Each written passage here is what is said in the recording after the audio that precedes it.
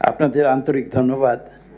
আমাদের এই সুযোগটা আপনারা আজকে সৃষ্টি করে দিয়েছেন এবং আমি বিশ্বাস করি যে এই মতবিনিময়ের ফলশ্রুতিতে আমাদের যে মূল উদ্দেশ্য আগামীতে একটি সুষ্ঠু এবং নিরপেক্ষ নির্বাচন অনুষ্ঠিত করা, আপনাদেরও সেই উদ্দেশ্য, দেশবাসীর উদ্দেশ্য।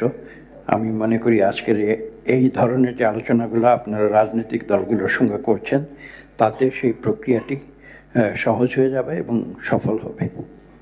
এ কারণে আপনাদের বিশেষ করে ধন্যবাদ জানাচ্ছি। পাশাপাশি এটাও উল্লেখ করতে চাই, এই যে মত বিনিময়, এটা আমি আমার অভিজ্ঞতায় যতটুকু আছে এটা নতুন কিছু নয়। নির্বাচন কমিশন কিন্তু সবসময় নির্বাচনের আগে এ ধরনের মত বিনিময় করে থাকে।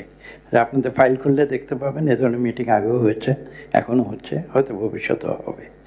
কাজে সেই দিক থেকে এটা একটা রুটিন প্রসিডিওর।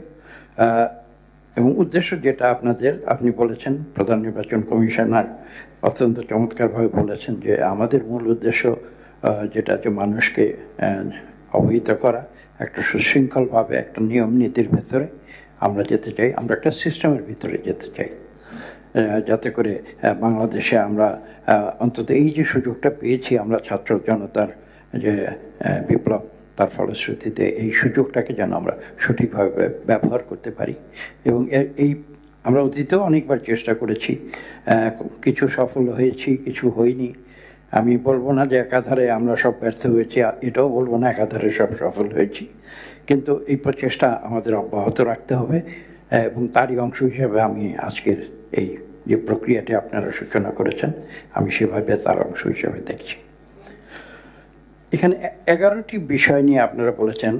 সে 11টি বিষয় নির্দিষ্ট করে যাবার আগে আপনার যদি পরবর্তীতে সময় থাকে, সুযোগ থাকে, আমার সঙ্গে আমার সহকর্মীরা আছেন, তারাও হয়তো দু একটি বিষয় নিয়ে বলবেন। আমি সাধারণভাবে বলছি সবগুলো বিষয় নিয়ে। তার আগে আমি একটি কথা একটু বলতে চাই। আমি জানি না সবাই আমার সঙ্গে একমত হবেন কিনা। প্রধান নির্বাচন কমিশনার বলেছেন যে কত 22টি পত্রিকায় বোধহয় দেওয়া হয়েছে নাকি, আর ওয়েবসাইটে আছে। আমি বিনীতভাবে বলছি, আমি কিন্তু একসময় আইসিটি মন্ত্রণালয়ের দায়িত্ব পালন করেছি এবং আমি এদেশে আইসিটি তথা এদেশে যে টেকনোলজি, নতুন টেকনোলজি বিশ্বব্যাপী যেটা বিশ্বকে তোলপাড় করে দিয়েছে, সেই টেকনোলজির সবচেয়ে বড় প্রবক্তা ছিলাম একসময় এদেশে। তারপরে আমি বলছি যে বাস্তব অভিজ্ঞতা থেকে বলছি, আমি একটি উদাহরণ দিয়ে বলছি। আপনাদের মনে আছে যে করোনার যে কঠিন সময়টা গিয়েছে, প্রায় 2 বছর, আমেরিকার যুক্তরাষ্ট্রের কথা বলছি, সিলিকন ভ্যালির কথা আপনারা জানেন। সেটা হচ্ছে এই নতুন টেকনোলজির এক অর্থে কেন্দ্রবিন্দু। তো কাজে আমেরিকা হচ্ছে লিডার এই টেকনোলজির ক্ষেত্রে। তো তখন আমি 1 মিনিট সময় নিচ্ছি, আশা করি এই তথ্যটা সবার জন্য গুরুত্বপূর্ণ হবে, সেই কারণে বলছি। তো তখন তারা এই আইটি টেকনোলজির ব্যবহারটা যত বেশি করা যায় সেটা চেষ্টা করেছিল। এবং যেহেতু মানুষ বাইরে বের হতে পারতো না, সংক্রমণের সমস্যা ছিল, রোগটা এমন রোগ যে ছোঁয়াচে রোগ, তো বিশেষ করে স্কুলের ক্ষেত্রে তারা বললো যে তারা জুমে অথবা স্কাইপে তারা ক্লাস নেবে এবং সামনাসামনি হওয়ার দরকার নেই, যার যার ঘরে বসে ক্লাস নিতে পারবে। আপনারা শুনলে অবাক হয়ে যাবেন যে আমেরিকার মতো দেশ, যেটা টেকনোলজিতে সবার আগে, অর্থনীতি ধনী দেশ হিসেবে, বিশ্বের সবচেয়ে ধনী দেশ হিসেবে পরিচিত, কাজে রিসোর্সের কোনো অভাব ছিল না, যন্ত্রপাতির কোনো অভাব ছিল না, টেকনোলজির অভাব ছিল না, কিন্তু তাদের যে সেই পরিকল্পনাটি, সেটা কিন্তু সম্পূর্ণ ব্যর্থ হয়েছিল। ব্যর্থ হয়েছিল কী কারণে? একটি গুরুত্বপূর্ণ কারণে, সেটা হচ্ছে যে ল্যাক অফ হিউম্যান ইন্টারাকশন। ওই যে 2 বছর তারা ভেবেছিল যে অসুবিধা কি, আমরা তো সবার সঙ্গে যোগাযোগ করতে পারি, ক্লাসে যেভাবে পড়ায় সেভাবে আমরা পড়াতে পারি, ঘরে বসে থেকে সারা আমেরিকা, আয়তনে অনেক বড়, 330 মিলিয়ন জনসংখ্যা, শিশুরা আছে, স্কুলে যায়, কলেজে যায়, তাদের সব লেখাপড়া আমরা অত্যন্ত চমৎকারভাবে এফিশিয়েন্টলি টেকনোলজির মাধ্যমে করে দেব। বাস্তবে সেটা হয়নি। তো আমি গল্পটি বলছি এই কারণে যে আপনারা পত্রিকায় দিয়েছেন, আপনাদের ওয়েবসাইটে আছে। আমি সত্যিকার অর্থে বলতে চাই, আমরা এই টেবিলের এই পাশে আমরা যারা বসে আছি, আমি নিজে টেকনোলজির অল্প বিস্তর জানি, বেশি জানি না হয়তো। আমি নিজে কিন্তু এই এত কিছু সত্ত্বেও আমি আজকেই জানলাম যে আপনারা পুরো বিষয়টা আপনার ওয়েবসাইটে দিয়েছিলেন এবং এইভাবে আমাদের মতামত চেয়েছিলেন। আপনি বলেছেন যে অনেক মতামত হয়তো পেয়েছেন।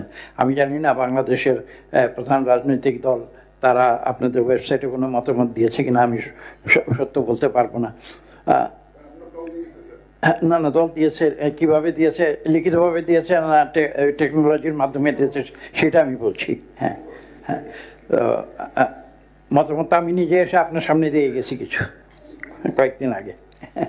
তো সেইটা কথা না, কথা হচ্ছে যে এই যে আজকে মিটিংটা ডেকেছেন, এবং আমি প্রথমেই বলেছি যে অত্যন্ত গুরুত্বপূর্ণ আমি মনে করি। এই যে মানুষ তো যতই আমরা যান্ত্রিক হয়ে যাই না কেন, এই যে হিউম্যান বিহেভিয়ার, ক্যারেক্টার এবং এই যে হিউম্যান ইন্টারাকশন, এইটার কিন্তু কোনো রিপ্লেসমেন্ট নাই।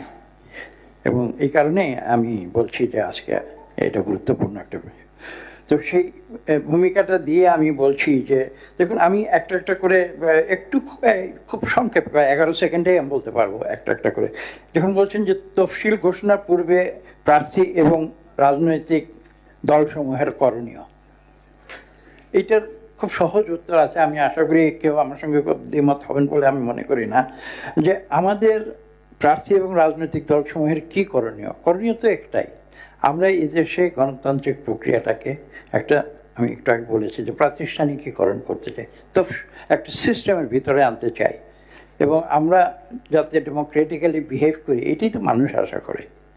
এখন আমি মুখে বলছি যে আমরা গণতন্ত্রের দেশে প্রতিষ্ঠা করব, গণতান্ত্রিক প্রক্রিয়ায় সুষ্ঠু নিরপেক্ষ নির্বাচন করব, আবার আমি যদি গিয়ে সেই নির্বাচনের দিন আমি গায়ের জোর অ্যাপ্লাই করি অথবা আমি নিয়ম ভঙ্গ করে কিছু করি, তাহলে তো কথায় আর কাজে মিল থাকলো না। তো কাজে এইটা নিয়ে আমি কোনো দ্বিমতের কোনো অপকার দেখি না। 1 নম্বর, আপনারা যেটা বলেছেন, প্রার্থী রাজনৈতিক দলের একটাই করণীয়, আমরা নিয়ম কানুন মেনে নির্বাচন করব। আমি একটু সহজ কথা বলি, সহজভাবে বলে দিলাম। এটা নিয়ে ডিবেট করারও আমি কোনো কিছু দেখি না, বা এটা নিয়ে কেউ বলবে যে না আমি গায়ের জোরে গিয়ে নির্বাচন করবো, এই যুক্তি কিন্তু কেউ দিতে পারবে না। তো কাজে it's an obvious thing, number 1। তারপর দ্বিতীয় বিষয়টাতে আসি। আপনারা বলছেন যে তফসিল ঘোষণার পর আচরণবিধি প্রতিপালন, এটা তো করতেই হবে। মানে স্বাধীনতা মানে তো এটা নয় যে আমি যা খুশি তাই করবো। স্বাধীনতা তো এর কিছু নিয়ম কানুনের ভিতর দিয়েই তো স্বাধীনতা। কাজে সেই হিসাবে যদি আমরা বলি যে তফসিল ঘোষণার পরে, তফসিল তো আপনারা করে ফেলেছেন, গ্যাজেট নোটিফিকেশন হয়ে গেছে গত 10ই নভেম্বর, বোধ হয় 10ই নভেম্বর গ্যাজেট নোটিফিকেশন হয়ে গেছে। তো এখন তো আমরা এই তফসিলের বাইরে আমাদের যাওয়ার কোনো সুযোগ আছে? আমি কিন্তু সেটা দেখছি না। এবং তফসিল আপনারা ভেবে চিন্তা করেছেন, আমরা বিভিন্ন মতামত দিয়েছিলাম। আমি বলবো না যে সব কিছু প্রতিফলিত হয়েছে। আমরা যে সাজেশনগুলো দিয়েছিলাম কিছু হয়তো প্রতিফলিত হয়েছে, কিছু প্রতিফলিত হয়নি। আপনারা বিভিন্ন লোকের মতামত নিয়ে সব কিছু একটা ইয়ে করে মিলমেশ করে একটা কনসেনসাসের ভিত্তিতে হয়তো একটা কিছু করেছেন। তো এখন যেটা হয়েছে, তফসিল ঘোষণার পর সে আচরণবিধি তো আমাদের জন্য অবশ্য পালনীয়। এইটা নিয়ে আমি সত্যিকার অর্থে কিন্তু কোনো আলোচনা বা ডিবেটের আমি কোনো স্কোপ দেখি। আমি সোজা বাংলায় কথা বলছি, আমি রাজনীতিক না, কাজে আশা করি আমার পাশের টাইমে বাইরে রাজনীতিকরা আছেন, তাদের মতামত তারা দেবেন। কিন্তু আমার মতামতটা আমি দিয়ে দিয়েছি। আমি মানে গুড সিটিজেন হয়ে দেশের নিয়মকানুন মেনে চলাটা, এটাতে বিশ্বাস করি, সেই কারণে আমি বলছি। 4 নম্বর দেখুন, 3 আর 4, 3 আর 4-এর বিষয়টা দেখেন। আমি সত্যি কথা বলতে আমি গতকাল পর্যন্ত জানতাম না যে এ ধরনের কোনো অঙ্গীকারনামা দেওয়ার বিধান। আমার সন্দেহ হচ্ছে যে আমি তো আগে অনেকবার নির্বাচন করেছি, এ ধরনের কোনো অঙ্গীকার আমি দিয়েছি এটা আমার খেয়াল পড়ছে না। এ ধরনের অঙ্গীকারনামা আমরা দেই নাই। কাজেই আমরা এইটা আপনারা বোধহয় নতুন করে আমি পরে আপনাদের এই আলোচনাসূচি দেখার পরে আমি আবার করেছি অঙ্গীকারনামার যে আপনারা করেছেন, যেটা সেখানে দেখলাম আপনারা অ্যাপেন্ডিক্স 1 and 2 দিয়েছেন, এবং এই ধরনের অঙ্গীকারনামার বিধান আপনারা করেছেন। এটা করেন আপনারা। এইটা অঙ্গীকারনামা একটা কেন বহু করতে পারবেন। আসলে সত্যি কথা বলতে গেলে কি, আমি খোলাখুলি বলি, অঙ্গীকারনামা আপনারা যতই নেন, আমরা যদি আমাদের বিহেভিয়ার আমরা নিজেরা কন্ট্রোল না করি, ওইসব অঙ্গীকারনামায় কোনো কাজ হবে না। আর অঙ্গীকারনামা ভায়োলেট করার ব্যাপার থাকতে পারে, যদি আমি অঙ্গীকারনামা সই করে দিলাম কিন্তু কার্যক্ষেত্রে বাস্তবে আমি সেটা মানলাম না, তো তখন তো আপনারা সেই অঙ্গীকারনামা, আমাদের সঙ্গে ব্যারিস্টার সাহেব আছেন, তিনি আইনের বিষয়গুলো বলবেন হয়তো, সেই অঙ্গীকারনামা ভায়োলেট করলে কী হবে, কীভাবে শাস্তি দেবেন, তো এইটা তো একটা বিরাট বিষয় হয়ে যাবে। তো কাজে আমি ব্যক্তিগতভাবে একটা বিষয় বিশ্বাস করি, আপনারা যত নিয়ম কানুন বাড়াবেন, আমি জেনারেলি বলছি, আমি এই আপনাদের এই নির্দিষ্ট বিষয় নিয়ে বলছি, সাধারণভাবে বলছি, নিয়ম কানুনের বেড়াজাল যত বাড়াবেন তত জিনিসগুলো কমপ্লিকেটেড হয়ে যাবে। আপনারা কিপ দিস থিং সিম্পল। আর আপনারা মানুষকে আপনারা মোটিভেট করেন, যেটা আমি সবচেয়ে গুরুত্বপূর্ণ মনে করি, মানুষকে মোটিভেট করেন that we become law abiding citizens. আমরা যখন ল অ্যাবাইডিং সিটিজেন্স হব তখন এত নিয়মকানুন দরকার হবে না, আমরা নিজে থেকে নিয়ম অনুযায়ী কাজ করব। আপনারা, এটা হলো 3-4 গেল। 5 নম্বর, তো আপনারা বোধহয় গতকাল বা পরশুদিন আপনারা নতুন একটা অ্যাপ আপনারা অ্যানাউন্স করেছেন, বিভিন্ন পদ্ধতিগত দিক সেটা আলোচনা করেছেন। আমি আজকে আমরা এখানে এসেছি এই প্রেক্ষিতে আমি 5 নম্বরটা অত গুরুত্বপূর্ণ মনে করছি না। এটা সাধারণভাবে বিদেশে যারা রয়েছেন তাদের জন্য গুরুত্বপূর্ণ। তবে এই অ্যাপটা যাতে সবাই ব্যবহার করে, যত বেশি ব্যবহার করা যাবে ততই বিদেশে যারা আছেন তারা ভোট দেওয়ার সুযোগ পাবেন, এটা আমরা বিশ্বাস করি। আর তফসিল ঘোষণার পরে যে নির্বাচনী এজেন্ট নিয়োগ এবং ব্যবস্থাপনার কথা বলছেন, এইটা আপনারা হয়তো গুরুত্বপূর্ণ মনে করেন, আমরাও গুরুত্বপূর্ণ মনে করি। এইটা আমরা অভ্যস্ত, আমরা এটা করে আসছি, সবসময় করি, এটা it's not even an issue for us. আপনারা তো ইস্যুর তালিকায় দিয়েছেন, নির্বাচনের আগে একটা সময় থাকে, একটা তারিখ থাকে, তার আগে আমরা দিয়ে দিই। এখানে যেটা ইম্পর্ট্যান্ট, এটা বোধহয় আপনারা করছেন এবং আমি আপনাদের ধন্যবাদ জানাই, এটার জন্য কিছু মোটিভেশনাল ট্রেনিং দরকার।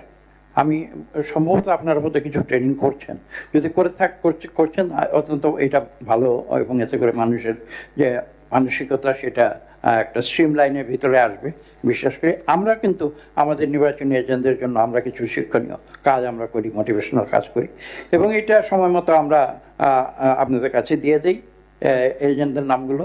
তারপরে আপনারা যেটা আইন মোতাবেক তাদেরকে যে পাস হতে ইস্যু করেন, যাতে করে তারা নির্বাচনের দিন কেন্দ্রের ভিতরে ঢুকে তারা পর্যবেক্ষণ করতে পারে বা নিশ্চিত করতে পারে যে সঠিক ভোটার আছে কি আছে না। কাজে এটাতে আসলে নতুন কিছু আমি এখানে আলোচনা করা দেখছি না।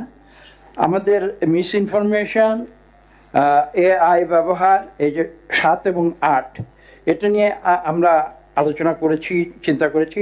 আমি প্রথমেই কিন্তু এই সম্বন্ধে কিছু বলেছিলাম। এখন আজকের যুগে সোশ্যাল মিডিয়া ইম্পর্টেন্ট হয়েছে এবং মানুষের যে বাক স্বাধীনতা সেটার বিভিন্ন রকমের এভিনিউ হয়েছে, যে এভিনিউগুলো আগে ছিল না। তো মূল বিষয় কিন্তু ঘুরে ফিরে একটাই, আমাকে কথা বলার স্বাধীনতা দেওয়া হয়েছে, আমি যদি এটাকে অ্যাবিউজ করি তাহলে আমি অ্যাবিউজ করতে পারবো। আর আমি যদি একজন সেন্সিবল সিটিজেন হই, আমি সুনাগরিক হতে চেষ্টা করি, আমি আইন কানুনের ভিতরে থাকতে চাই, তাহলে আমি সেটা অপব্যবহার করব না। কিন্তু এটা একটা একদিকে অন দ্য ওয়ান হ্যান্ড, এই যে AI বলেন বা এই যে সোশ্যাল মিডিয়া বলেন, এগুলো অন দ্য ওয়ান হ্যান্ড এটা একটা বিরাট সম্ভাবনার দুয়ার উন্মুক্ত করে দিয়েছে। হাউএভার, একটা যে কথাটা আমি একটু আগে বলেছি কিনা, যে freedom is not absolute freedom. কোনো ফ্রিডমই এরকম নয় যে আমি যা কিছু করবো সেটা ফ্রিডম হয় না। কাজে এইখানেও আমি বলবো মিস ইনফরমেশন এবং AI ব্যাপারে আমরা রেসপন্সিবলি বিহেভ করবো, এইটুকু আমি বলছি। এবং এই ব্যাপারে কিছু বিস্তারিত সাজেশন আছে, আপনারা একটু পরে একটু শুনবেন। আমরা নির্দিষ্ট কিছু প্রস্তাব দিয়েছি এগুলো ব্যাপারে। 9-10, দেখুন 9-10 তো আপনারা যে কথা বলেছেন, আমরা এই কথা তো সবসময় বলে আসছি, সাম্প্রদায়িক সম্প্রীতি ভঙ্গ না করা।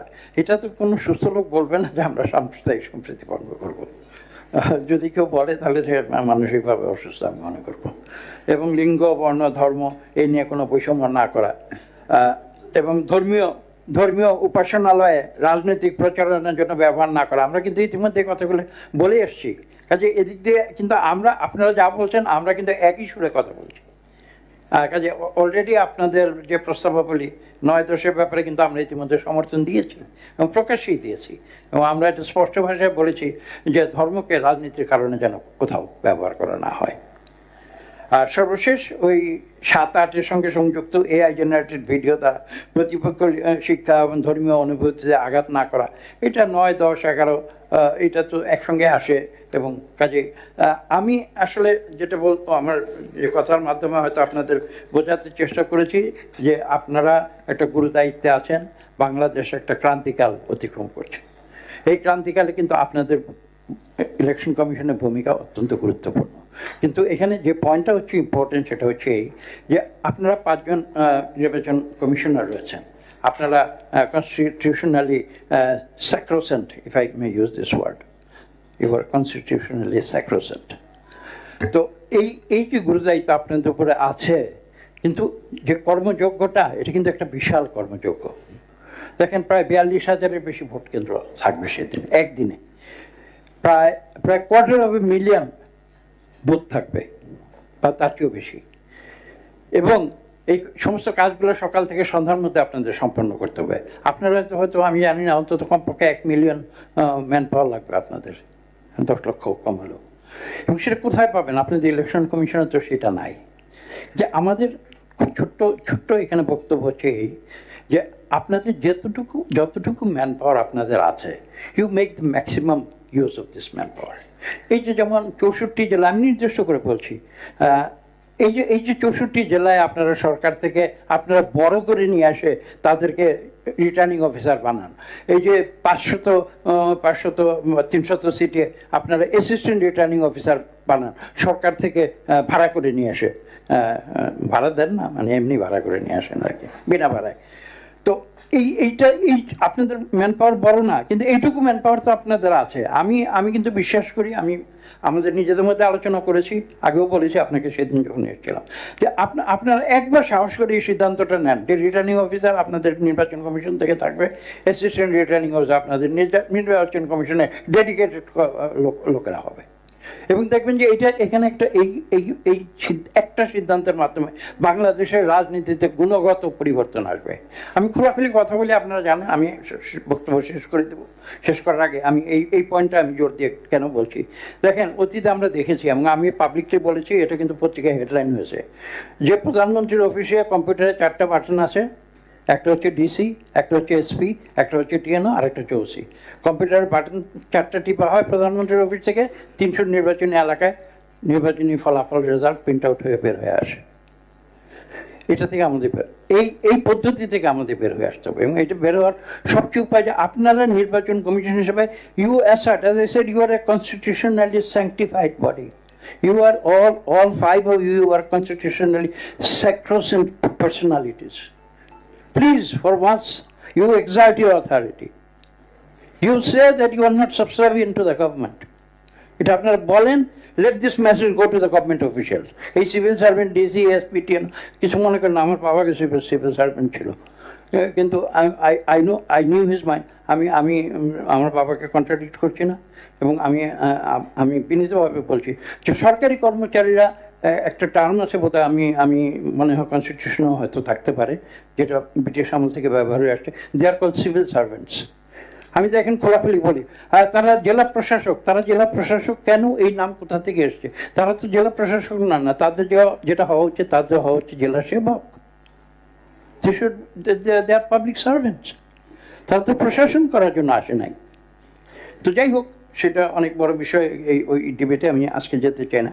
কিন্তু আমি যে কথাটা বলছি যে আপনারা for God's sake you take, এই নির্বাচনে আপনারা এই সিদ্ধান্তটা নেন যে কোনো রিটার্নিং অফিসার, কোনো অ্যাসিস্ট্যান্ট রিটার্নিং অফিসার আপনাদের নির্বাচন কমিশনের বাইরে হবে না। দেখবেন যে দিস উইল, একটা গুণগত পরিবর্তন আমাদের নির্বাচনে আসবে, আমি এটা বিশ্বাস করি। এবং এটা আপনাদের মিনসের ভিতরে আছে। আপনারা 10 লক্ষ লোক আপনারা দিতে পারবেন না, কিন্তু এই 500-600 লোক আপনারা নির্বাচন কমিশন থেকে দিতে পারবেন। B assertive and be confident. এবং আপনারা করেন, আমরা রাজনৈতিক দলের পক্ষ থেকে একটা সুষ্ঠু নিরপেক্ষ নির্বাচনের জন্য আমি বিশ্বাস করি এখানে যারা আছেন সবাই কথা বলবেন, কিন্তু আমি এই বিশ্বাস করি বাংলাদেশের রাজনৈতিক দল থেকে মানুষ, ঠিক আছে আমরা রাজনীতি করি, মানুষ আমাদের সমালোচনা করে, সমালোচনা তো করবেই। আমাকে আমাকে যখন সমালোচনা করে আমার অনেক ওয়েল উইশাররা দুঃখিত হয়ে আমাকে বলে আপনাকে সমালোচনা করেছে। আমি বলছি দেখেন আমি যতদিন শিক্ষকতা করেছি আমাকে কেউ সমালোচনা করতো না, আমাকে সমালোচনা করে যেহেতু আমি এখন রাজনীতির অঙ্গনে আছি। Why are you worried? I am not worried if people are criticising me. I will give the right answer. আমি যদি ভুল না করে থাকি আমি সেটা উত্তর দেবো, আমি যদি ভুল করে থাকি আমি বলবো যে আমার এটা ভুল হয়ে গেছে, আমি সংশোধিত হবো। তো কাজে এইখানে এই ধরনের একটা মনোভাব নিয়ে আমরা আজকে আপনাদের কাছে এসেছি, বিএনপির পক্ষ থেকে বলছি, এবং আমরা সমমনা দলগুলো বিগত প্রায় কয়েক দেড় দশক আমরা একসঙ্গে আমরা কাজ করেছি একটি মাত্র উদ্দেশ্যের জন্য, এদেশে একটা সুষ্ঠু নিরপেক্ষ নির্বাচনের মাধ্যমে আমরা এদেশে গণতন্ত্র ফিরিয়ে আনবো। আমাদের আর কোনো মোটিভ নাই।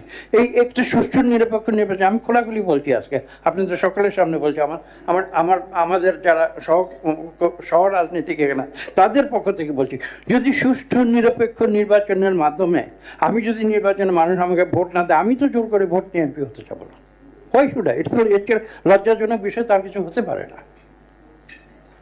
কাজেই আমরা চাই আপনাদের সব রকমের সহযোগিতা করব, কিন্তু আপনারা শক্ত থাকেন, আপনারা সিদ্ধান্তগুলো নেন। You have the power and the authority.